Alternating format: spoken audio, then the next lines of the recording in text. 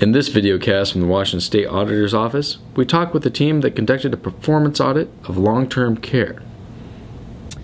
We conducted a program evaluation of the New Freedom Consumer Directed Services program and compared it to the mainstream program called COPS. The New Freedom Consumer Directed Services program is a pilot program that's offered in King and Pierce counties. It provides services to low-income elderly adults and adults with disabilities to enable them to live in their homes instead of an adult family home or a assisted living facility or even a nursing home. We compared that program with the statewide program, the COPS program, which also serves the low-income elderly adults. First thing we wanted to know was what the participants of New Freedom really thought about the program.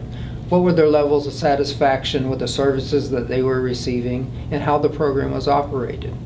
We also wanted to know about the health outcomes of the participants in this program. We looked at their change in their ability to do activities of daily living, such as eating, dressing, getting out of bed.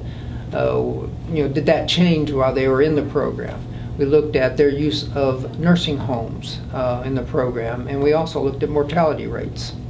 We wanted to know what people thought about New Freedom, so we conducted a telephone survey of New Freedom participants. We spoke to over 100 people, and we asked them a variety of questions, including why they chose New Freedom, what do they like about the program, what don't they like, what would they change if they could, where do they get their information about long-term care services.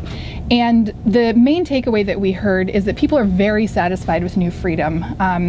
We asked about different aspects of the program administration and also the individual services that people receive, and by and large people were very satisfied. In addition, we found that no differences in the health outcomes that we looked at between New Freedom participants and the COPS, the statewide COPS at home participants.